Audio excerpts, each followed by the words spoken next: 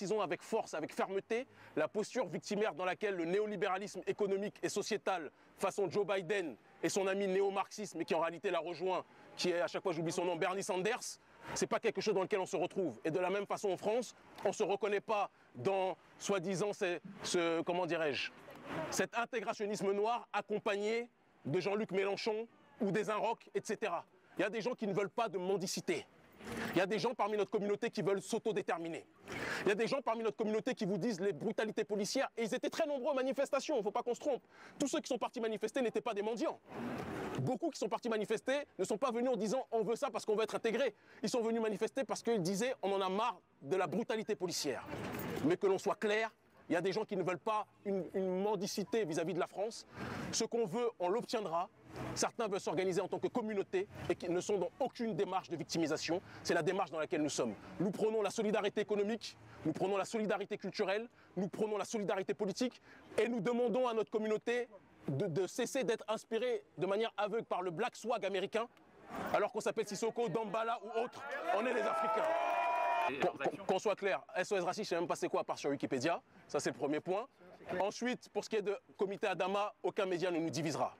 Assa, c'est ma sœur. Je l'aime en tant que sœur.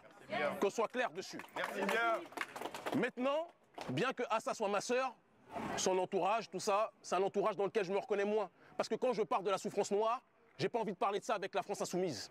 Quand je parle de la souffrance noire, je parle pas de ça non plus avec Valeurs Actuelles. C'est pas le cas d'Assa, bien évidemment. Et je l'ai dit tout à l'heure en conférence de presse, je le redis ici. Nous ne sommes ni de gauche ni de droite, ni d'extrême gauche façon Mélenchon, ni d'extrême droite façon Soral. Nous sommes des afro-descendants et nous nous battons pour l'autodétermination. Ça dépend de quelle France vous parlez. Si vous parlez des Antilles, on valide à 1000%. Parce que, comment il s'appelle, Scholcher, il a rien à faire là. Scholcher, il est arrivé après c'est le médecin après la mort. Il est arrivé quand les nègres marrons se sont rebellés. Et il est venu greffer son nom en disant c'est lui qui a fait la justice. C'était un négrophobe. C'était un négrophobe et ce n'est pas notre ami, on n'est pas concerné par lui. Mais non, on va être très clair aussi. Nous, on ne cherche pas à forcer les autres à transformer leurs héros en bourreaux. Colbert, qui est devant votre statue, qui est devant votre Assemblée nationale, c'est votre héros à vous. Si vous voulez le garder, à la limite, j'ai envie de dire que c'est un avantage pour notre population. Parce que ça va nous permettre de nous rappeler chaque jour que cette République a pour héros des gens qui ont esclavagisé ou qui ont contribué à l'esclavage de notre peuple. Et c'est une bonne chose.